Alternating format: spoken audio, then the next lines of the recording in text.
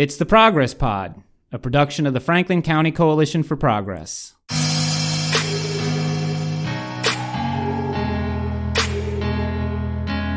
I'm Pete Mazzoni with Jeremy Tate. As a nation, there are few investments that can compare with the one we make in educating the next generation of Americans. Young people, cliche or not, are the future. And if we neglect to fund their educations, we do so at our own peril. On today's program, we will discuss school funding and what is being done to fix this growing problem. Our guest is Susan Spicka from Education Voters PA. Thank you for joining us, Susan. Thank you for having me. Let's start out with telling us a little bit about your organization and what you do. So Education Voters of Pennsylvania is a statewide, nonprofit, nonpartisan organization. We were founded back in 2008, and we work in coalitions, and we work with individuals who care about strong public schools in every community. And so we work a lot with grassroots advocates in promoting the value of public schools in their communities. And then also in recent years, we have had to work beating back the special interests that would like to privatize our public schools, and so we do a lot of work in that area as well. And this is statewide? Statewide, yep. Okay, but you live in Shippensburg? Yeah, I live in Shippensburg, right on the edge of Cumberland and Franklin counties. Okay, and what got you involved in Education Voters PA? So in 2011, I was a happy stay-at-home mom and then heard Governor Corbett announce that he was going to cut $1.2 billion from public education. And so a group of parents got together in Shippensburg and we went to our school board meeting, made little homemade t-shirts that said, "Education, you get what you pay for." And our school board members looked at us and said, "Don't you understand, if we lose $1 million from the state, in state funding, we can't make that up at the local level.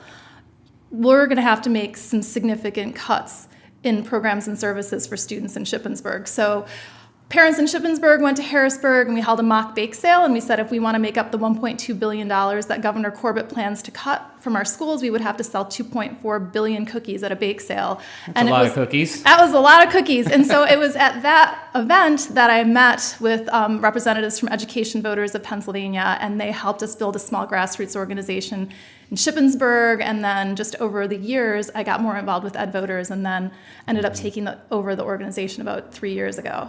Over that 7-year period, what trends do you see happening?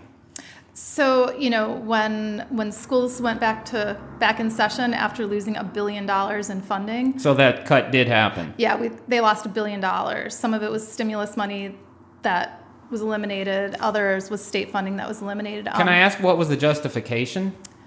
So Governor Rendell had used stimulus dollars to replace state education dollars during his last few years in office. Okay. And then the stimulus dollars went away. Right. Now, no one ever imagined that this basic education funding that had been backfilled with stimulus money, that a new administration would come in and that they would remove those dollars. Those dollars were in a recurring funding stream, basic education money funding. That was needed. It was money that was needed. It was money that school districts were spending. But when Governor Corbett came in, he said, well, the stimulus dried up, so we're going to take it out. And then they also cut what we call the charter school reimbursement line item, which was $220 million. So when a child goes to a charter school, the school district pays tuition for that student. And the state, when they enacted the charter school law, said, we understand that that's going to put a financial burden on a school district to have to pay tuition for kids to go to charter schools. So we will provide a reimbursement of 30% to school districts to help make up for the money they're losing to charter schools. Well, in 2011, when Governor Corbett came into office, he eliminated that charter school reimbursement, which then hoisted a massive amount of increases onto local taxpayers. So individual districts were now responsible for the full freight of the charter school. Yep. Okay. Interesting. And that was hidden in that cut. Okay. And so, since that time, have things improved? So I would say, yes, things have improved. So we have seen more money go into schools since then, and Governor Wolf has fought tooth and nail to get hundreds of millions of dollars back into public education, but that cut was devastating, and we're still kind of trying to catch up to where we were 8 years ago. So when we look at school districts, many of them are fundamentally different today than they were 8 years ago. So students who graduated are watching their younger brothers and sisters come through schools with radically fewer opportunities than they themselves had. And Harrisburg, we have a Republican legislature that really truly controls the shots, and they have really been unwilling to invest the money that we need into our schools to give our kids the opportunities that they need. Now, on your website, you indicate that we are 46th in state versus federal funding. Right, so Pennsylvania ranks 46th in the nation in terms of the state's share of K-12 education spending. So Pennsylvania, our state government, provides about 38% of what it costs to educate children in the K-12 system, and the national average is close to 50%. So what that means, it means two things. Wow. One, when the state's cheap, local communities have to pick up the tab. So that's why when we're in Franklin County, and especially in Chambersburg, we see property taxes going up year after year after year after year. They just went up again for the 2018-2019 school year budget, didn't they? Right, they have to, because if either local districts raise property taxes or they have to cut programs and services, that's the only thing to do when the state is so cheap.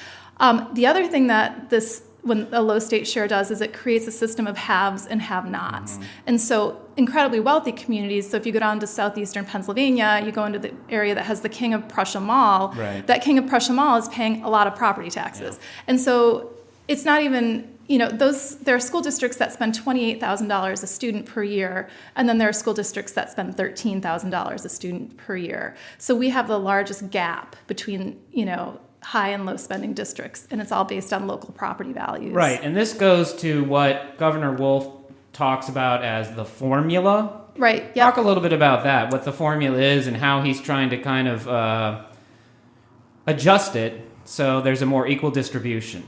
Right, so up until this formula was enacted, there were patchwork formulas, but essentially each school district got the state funding that it got the year before, plus a little bit extra. So it was called hold harmless. No school district would ever have gotten less than it had gotten the year before. So if a school district lost students, they still got more money. If a school district had a huge influx of students, they only got the small increase. So the formula now takes into account, it actually starts by counting students, and it allocates money based on students and student needs. So students who live in poverty require additional resources. Students who are English language learners require additional resources.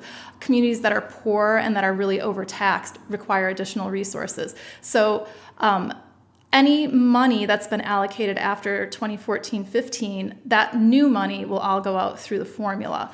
Any money allocated before that will stay. So we kept hold harmless for like $5 or $6 billion that had been going out, but any new money will go through the formula. And that, over time, will decrease the inequities and will drive money to districts that are most desperately in need. Right, so it's going to adjust to make sure that, these urban school districts or school districts like ours that are growing exponentially are going to see more money. Right. And ultimately, the rural school district will see less money. They will see fewer increases. They will not lose money, but they will see fewer increases in new funding. Mm-hmm. Yes. Why do you think Pennsylvania takes the approach it does on the state funding level? Why? It seems like it's a unwillingness to value education and unwillingness to make an investment in ultimately what will be our future leaders. Right. So, it's expensive to educate students, and we have a legislature that is very unwilling to increase revenues and increase recurring revenues. So we have seen year after year when they have to balance the budget, they go for one-time fixes. We've seen 3 or 4 credit rating downgrades in recent years. We've seen them borrow $1.5 billion to pay off debt.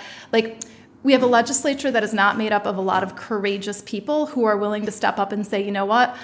I understand that investing in children is what we need to do for the state, and I'm willing to take a vote. I'm willing to raise recurring revenues, and that is going to be the path toward prosperity for our state. They're not willing to do that. They just kind of want to keep the status quo and essentially, get reelected, and then, whatever it's happens. Short-sighted thinking. Right, and also they know that that local districts will do everything they can to make sure that students will get what they need. They know local school boards will raise taxes, and they are happy to have local school boards raise taxes instead of raising taxes themselves. as you were saying, not very courageous. Wouldn't it be more expensive to not invest in students? You know, you would think, right? You would think that lawmakers would start to see that when we graduate students who aren't ready and who go to college and fail out, or who can't go to college, or who graduate and they, don't get jobs that pay well, that we are creating an economy where we're not going to have the qualified workers, so that businesses aren't going to want to move to Pennsylvania because they're not going to find the worker pool that they want. Or what's even worse is young people leave Pennsylvania, so our state is increasingly getting older. And if we want to talk about higher ed, we rank 49th out of 50 in terms of support for higher ed, and we're at the top in the nation in terms of student debt. So not only does this legislature not invest in K-12 education, they don't invest in higher ed. And so we've just got a situation where why would somebody want to move to Pennsylvania to raise a family in this state? And what we're going to end up with is, when we look at the trajectory of our population, we're going to have a whole heck of a lot of old people and not a lot of young people. And that's... So to that point, what's your argument to a retiree who has no children in the system and doesn't want to pay more in taxes? Right. So if I were an older person living in Franklin County, I would want to know that there was going to be a qualified nurse to take care of me when I got older. And I can tell you right now, we have a shortage of nurses. And why do we have a shortage of nurses? Because we don't have enough people graduating who are qualified to go into the nursing profession. We don't have a clear pathway to get students into that profession. When we don't invest in students, they're not going to be able to make money to pay the taxes that we need to pay to support the older people who are going to need those taxes. So like Medicaid in Pennsylvania supports older people who live in nursing homes. And we're going to see Medicaid, we're not going to have money to pay for Medicaid if we don't have young people paying payroll taxes, generating revenue. And so what's going to happen, when people need to go into nursing homes and there's no money to pay for their nursing homes, that's going to be an ugly day, and that is going to be a day that we arrive at in Pennsylvania if we don't get this education problem, K through 12 and higher ed, fixed. Is this a problem that's just always existed? Has there ever been a period where, as a state or even as a nation, we just all agreed this is money well spent? Yeah, like back in the 70s, the state paid at least 50% of what of costs for education, and I think Pennsylvania, I would argue Pennsylvania, in spite of all of this, still has a very, very good K through 12 education system. We have teachers who work their tails off. We have dedicated faculty all over the state. But I think we're getting to the point where we're at a tipping point, and if the state doesn't make some better decisions, we're going to get to the point where schools really start to fail to be able to give kids these opportunities. Where do we rank as a state in K-12 education? How are we doing? I think that it's based on standardized test scores. I don't have that at the tip of my tongue. I mean, our well-funded, well-performing school districts, are probably in the top of the nation, But I think that when we start looking at underfunded school districts, we start to see different results. Mm-hmm. And what about the new demands being made, like English as a second language, the disabilities programs? I mean, what kind of burden is that proving to be? Right. Well, just so Pennsylvania, for regular education, for overall spending is very cheap. When it comes to paying for special education, the state's even worse. So the state only pays about 23% of district costs for special education. And so we've seen over the past 10 years minimal increases in state funding to fund special education services and about $1 billion in increased spending on special education services. That's all gotten loaded onto the shoulders of home and business owners who are paying for these increased costs through their property taxes. Mm-hmm. And so that's another area where lawmakers need to step up, because when we have students with disabilities, I was actually last night at the Franklin County Career Tech Joint Operating Committee meeting, and there were students there, and I was reflecting on the meeting that we had in Chambersburg where we were talking about resources, and I learned that there are not enough special education resources in many senses to provide kids with what they need. So a boy, and I mentioned that, and a student came up to me, he was a high schooler, and he said, I had dyslexia, and when I was in elementary school, I didn't have teachers who could help me. Mm-hmm. And it was so hard, but my parents went in and they fought, and they got somebody to help me. And once she helped me, it made all the difference in my life. But I have 2 friends who didn't get the help that they needed, and they dropped out. And so when students with learning disabilities don't get the help that they need, it just creates a vicious cycle. And if you can't help them, if you have small enough class sizes when students are little and you have the services you need, you don't even need to have special education services for a lot of them later. But when you have to have kindergarten classes of 25, then you just create more expenses down the line. What do you think? What is the optimum class size? So the model that we used when we were at this meeting in Chambersburg, the model size for K through 3 would be 15 students, so that teachers can really truly provide students with the individual education that they need. Is that about where we are, or are we bigger than that? I think Chambersburg's doing the best it can to cap their lower class sizes. I would say most school districts are between 22 and 25. Probably, I'm not exactly sure what Chambersburg's are. This is Jeremy here, jumping in. So there's an undue burden on property taxes on property owners. Where do we propose that the money that isn't there, that the state isn't paying, where does that come from? So, we can tax Marcellus shale gas drillers to generate a few $100 million. We've got corporate tax loopholes. So there's like the Delaware loophole that allows large profitable corporations like Walmart to avoid paying their state taxes in Pennsylvania because they open up a little P.O. box in Delaware and do that. So, you could generate hundreds of millions of dollars that way. There's an idea called the fair share tax, where you would bifurcate taxes, and regular income and wages and interest would be taxed at a slightly lower rate, but income on wealth, like dividends, would be taxed at a higher rate, so that you could kind of get money from people who can afford to pay more in taxes. You could generate revenue from them while at the same time relieving a little bit of the state tax burden on people who are just working families who really can't afford to pay more. Okay, because you do hear that there are proposals out there from some Republicans to increase income taxes, I guess, in order to get rid of property taxes they promise they're going to do. What's the story with that? The real story? So property tax elimination is really, really, really good for really wealthy school districts where they have where they pay high property taxes and they have high school spending. So if we were going to look at eliminating property taxes in Pennsylvania, almost all of the money would go to about 6 counties. And what would happen is in Franklin County, where we've got some of the lowest spending school districts in the state, we would see the same huge increase in income tax and sales tax, right?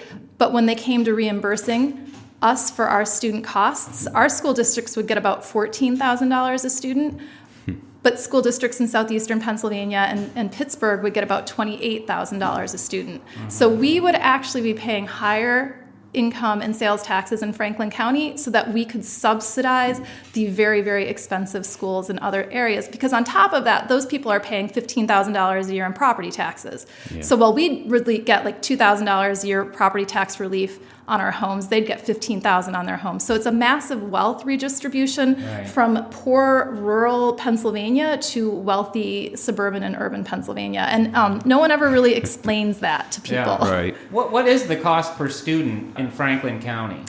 It varies by school district. I don't have it at my fingertips. What's an average for Pennsylvania, would you say? I think the average is probably about $15,000. I do know that Waynesboro is one of the lowest spending districts in the state, and I think Greencastle is as well. Mm-hmm. Let's talk about the Wednesday meeting that you attended. Tell us what you learned.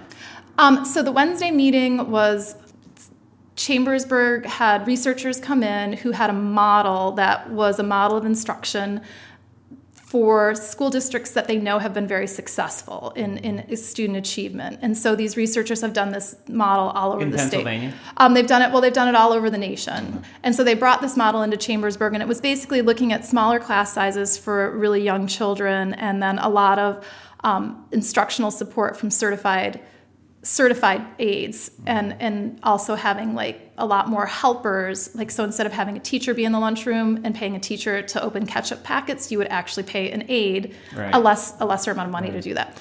And so there were representatives from, I think, every school building in the district who came. So there were principals, teachers, and parents. There were over 50 people who came out. And I have to say, I had not realized kind of the deprivation of resources in some of the buildings. So I talked to middle school teachers who said every single class has 30 to 34 students in it. And then at each grade level, there are 2 special education teachers who offer support to students who need that, which is... It's a busy environment. It's a busy environment. And I was just struck by how dedicated these teachers were. They were not beaten down. They loved their students. They said they would never go to another building. And then I think the most interesting thing to me was that people have felt in this area for so long that you take what you get and you make the best of it, that you don't allow yourself to ever imagine what should be. And so it was very interesting to see the researchers say, but we're not talking about what you have here. We're talking about what your kids should have. Like, imagine what this could be. Well, I think that's because if you go to these budget meetings, all you hear is gloom and doom. Right. And you can't think beyond that when you're being told we're out of money. Right. That there is nothing and don't ask anymore. Right, and I think right. that's what people have heard for the last 8 years. So I think it's time for us to stop talking about what we have. And I think it's what we really need to do is start talking about what our kids need, and we need to start building demand. And I really, truly think that if lawmakers have people coming to them and saying, look, this is what we want for our students. This is what our students need. Look what they're doing now. Imagine what they could do later. We will support you. If you will be our advocate in Harrisburg, I think they will listen to us. But it's going to take a movement of people. It's going to take a lot of people going into lawmakers' offices to share the good stories, and then also to say, look, we really need you to go to bat for our schools. You know, and with a booming economy, you wonder why the money isn't kind of flowing out. Right. Yep. I got to say that the not taxing the shale, to me, is just confusing. I just don't understand that. I mean, if they want it, they can come and get it. But guess what? You're gonna have to kick it back and pay us. So, And isn't Pennsylvania the only state that does that? I think we are. It is, and it's, I mean, the natural gas industry has a vice grip on Republican leadership in that building. It is, I don't know, equal to or maybe slightly more powerful than the charter school lobby. You know what I mean? Where like we're gonna get to that in a second. But like it's astonishing how much power special interests have in Harrisburg. Do you have a legislative advocate working in Harrisburg? Let's call it a lobbyist, or someone who's up there constantly. That's you, isn't it? I kind of do that, and then we have a lot of parents that we get to go in to talk to their lawmakers, and we usually do it in district offices. So district offices all over the state. Do you feel like they're listening? I think they are listening. I think that we're getting to the point where lawmakers are tired of hearing about higher property taxes. They're tired of having people come in and say, my schools aren't funded. I think we're getting to the point where we're going to see some willingness to start funding our schools. And I think that's going to be the budget this spring. I think lawmakers want people to like them and see them at the grocery store and be happy to see them. Right. And, there's not... What better way to have people be happy to see you than you just bringing home my taxes. Exactly. You brought a bunch of money back to schools, and kids got new programs and teachers. So right. All right. Let's get into the charter school topic. This one's controversial.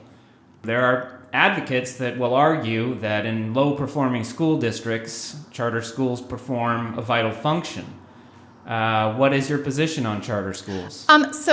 So charter schools are here, they're here to stay, and if they're high functioning, they're not a bad thing, they're a good thing. They should be part of Pennsylvania's educational landscape. Mm-hmm. I guess where Ed Voters views the problem is with cyber charter schools.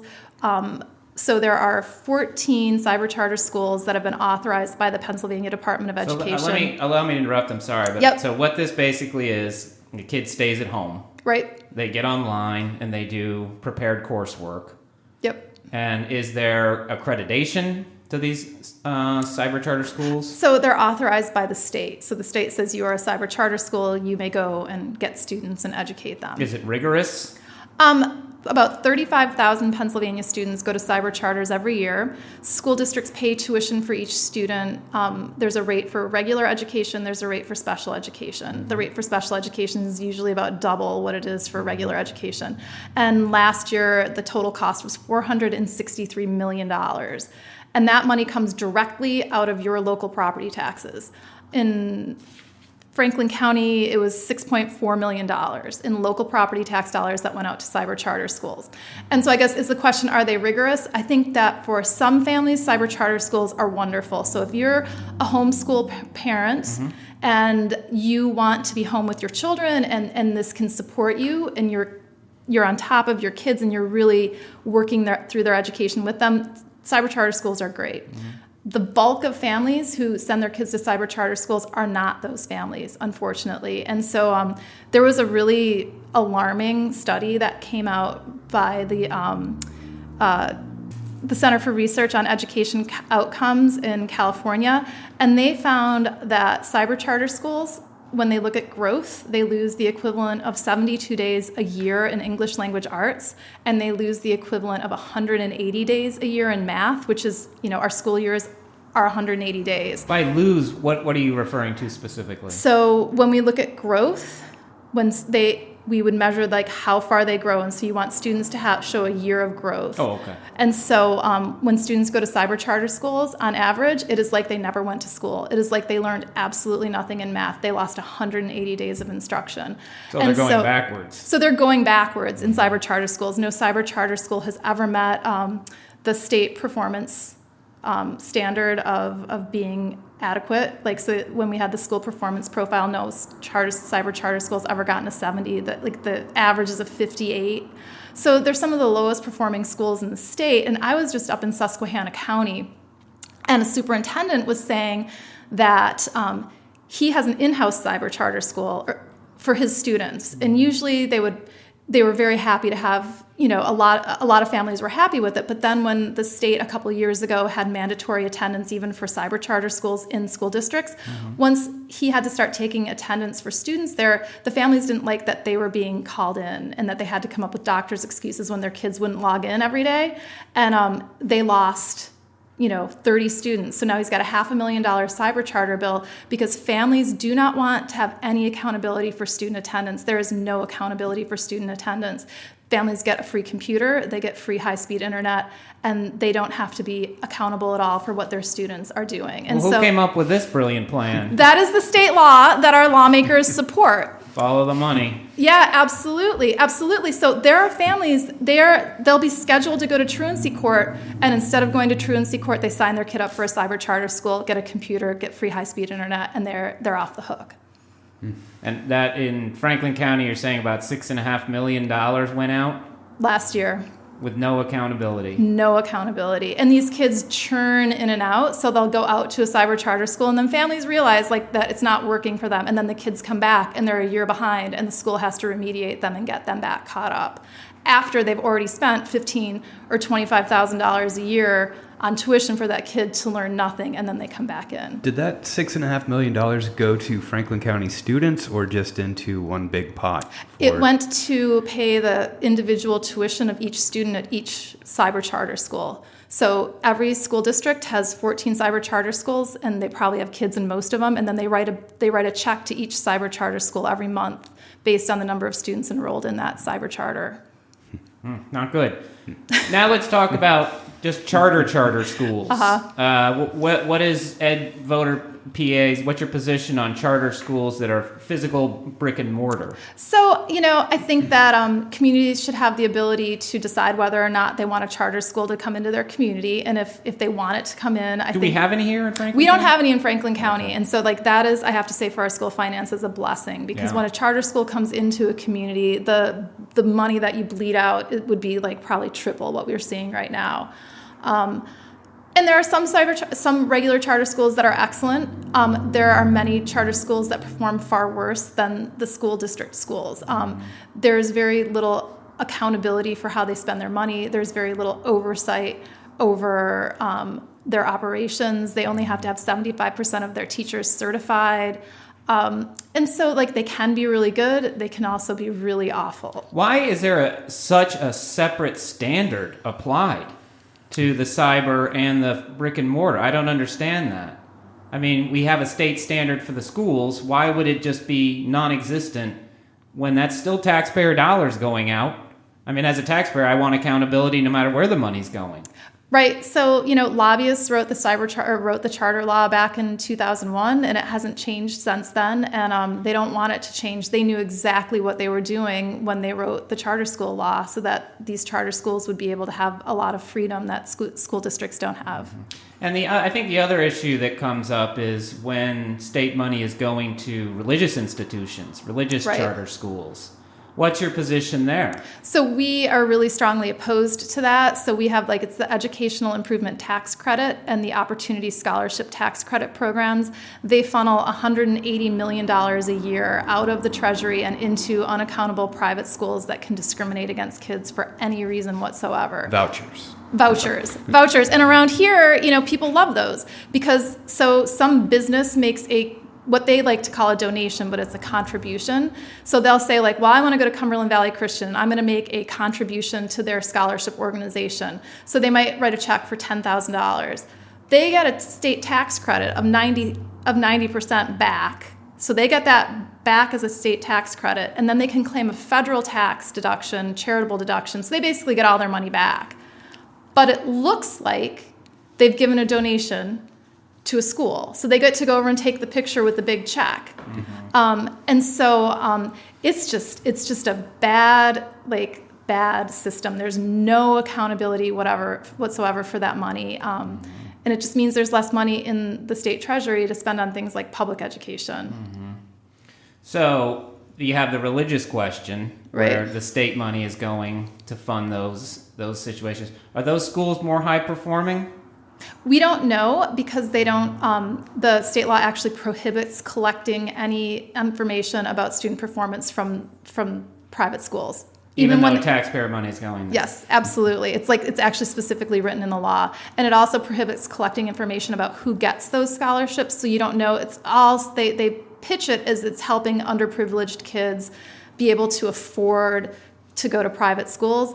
But there's no auditing, there's no record keeping. I think a lot of times it just subsidizes wealthy families who are already sending their kids to private schools. Anytime they won't share information, there's a very good reason. Yes.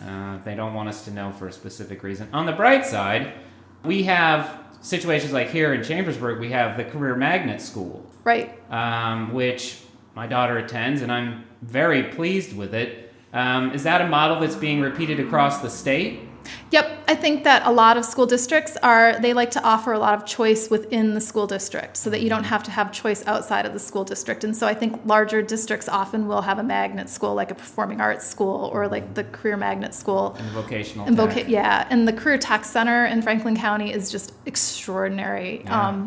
It's a great opportunity, but the problem there is school districts basically pay a share of what it costs to educate the kids there. So school districts are so cash-strapped that we aren't sending as many kids to career tech as we could be because we don't have enough money to pay for them. And that is one of the most short-sighted things that I see about this funding system is I think about all the kids, they get that one shot. They want to be go into be a diesel mechanic, or they want to go into something, and there aren't enough slots, so the kid who wants to do that doesn't get to do it and then misses out on that opportunity for the rest of his life. And that's really unfortunate because these young people will go out of school and straight into the workforce. Yep. And they will start producing income, start producing tax revenue, and improving the community. Yep. Does your group have any focus on higher education in terms of funding there for the state universities? Yeah, so we it's not a main focus, but we believe that it's like the public education system starts in pre-K and ends after higher ed. And so we actually support the Pennsylvania Promise, which would be kind of like the free higher ed for students. So it would eliminate tuition if you went to one of the state system schools. How does this work? I'm really curious about it. How does this work? So families with certain incomes would be able to send their children to one of the state system schools, the PASHE schools, without having to pay tuition. Okay. And it would be funded through something like the fair share tax, the tax on the tax on wealth from the wealthiest Pennsylvanians would be used to pay for this. And then you would also, if you wanted to go to Pitt or Penn or one of the state-related universities, you would see a reduced tuition. But because they're not state-owned, they're kind of quasi-private, quasi-state, you would just see a reduction in tuition. That is a system that would really create opportunities for all students to be able to access higher and it would ed. keep young people in Pennsylvania. Yes, without letting them graduate with, $25,000 or more in debt. Or more. Right. It can get scary. Are the demographics of the state, is this part of the issue that same person I talked about earlier who has no skin in the game at this point is going to resist everything you were talking about? I think we need to do a better job of talking about how all of this benefits our state and benefits the Commonwealth and benefits our communities. So like I was out in Westmoreland County where they are just hemorrhaging population. Like every person who can get out of there is getting out of there. And what it's doing is it's leaving behind pockets of older Pennsylvanians in towns where there is no one, and then there's no tax revenue, and then there's no one to take care of them. So when I was out there talking to business leaders, their advice was if you want to talk to older Pennsylvanians, say who's going to pay the taxes to give you the services that you need. Like your house is going to be worth nothing when you sell it if no one wants to move into this community because the schools aren't any good. Right. And so, I think there are a lot of older Pennsylvanians who have invested in their houses. They want to be able to sell them. That's not going to happen in a lot of different places. The hard part is so many of them are living Social Security check to Social Security check or whatever it might be. And I know as a person that was on city council for a time that, if you raise that just a little bit, it's hard for them to cover that. So it's hard to tell people, look at the big picture when they're just like barely making it month to month. But for those people, like why wouldn't they want to advocate for an increase in income tax because they're not paying it? Like they should be the first people. They should be on the front line saying, raise taxes for everybody else because it's not going to hurt me. But what it's going to do is mean that my property taxes don't have to skyrocket every year. Yeah, and also your previous argument, get the state to pay what it should be paying. Right. Well, what's the future look like? So I think, we're going to see what happens after this election. And then there is an expectation among a lot of people that we are going to get this funding this year, that we are going to see a budget introduced in Harrisburg, and that we're going to have momentum and wind underneath our wings to say, like, look, it's time for you to fix what's going on. There is a lawsuit going through the courts right now. It's the school funding lawsuit that alleges that the funding system is unconstitutional. Is the makeup of the legislature going to be... Are we changing minds there? Because it seems the makeup of the legislature is going to be about the same, won't it? I don't know. I mean, I think we're going to have to see after the election. I think that there could be some changes. Okay. And so I think that we might find some lawmakers who are going to be a little bit more sympathetic. Okay. To your point about the lawsuit that has been filed by the Education Law Center and the Public Interest Law Center, challenging the constitutionality of Pennsylvania's education funding system. The lawsuit filed against Pennsylvania Department of Education in 2014 and reinstated by the state Supreme Court alleges the system discriminates against children based on where they live, since lower wealth communities cannot keep up with rising costs.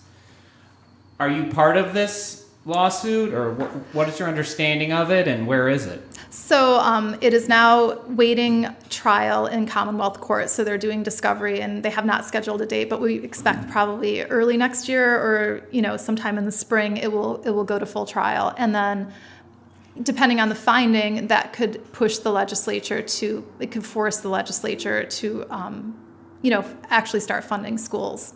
So if they win the lawsuit, the legislature's hand is absolutely forced. It is not absolutely forced, but... Because we watched them fight the gerrymandering. Right. Despite being told by the state Supreme Court, this is what you need to do. Right.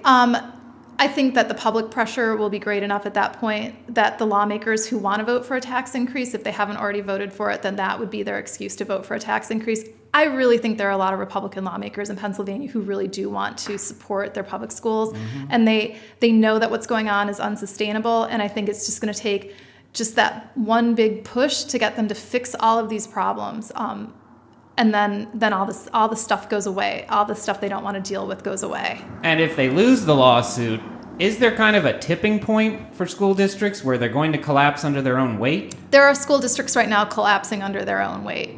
And then they get bailed out every year. Allentown got an extra $10 million this year to help it keep afloat.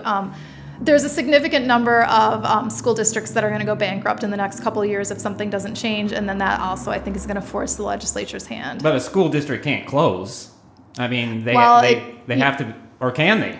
I mean, you know what, they can say we're going to close and all of our kids are going to go to the neighboring district. You know, they can close all their high schools and send all their kids to neighboring districts. I mean, school districts have already done that. So it's just kind of a question of how much do lawmakers want to have that going on throughout the Commonwealth? Wouldn't they rather fix this problem before that happens? Right. All right, well, that's all the questions I have for you today. Jeremy, anything from you? I guess that's all the questions I have. Thank you so much for coming thank you. the great work you're doing. As you know, he's got a daughter in the school system. I have one in the school system. So personally, I appreciate the work you're doing. Yeah. And thanks so much for coming on the show. We'd like to have you back at some point, maybe get an update on what's going on. And yeah, that's it. Off to you, Jeremy. Well, I'll just tell people to find us online at progresspod.org and send us an email to progresspod@gmail.com with your show ideas, questions, whatever. And that's it. Thanks, everybody. Thank you.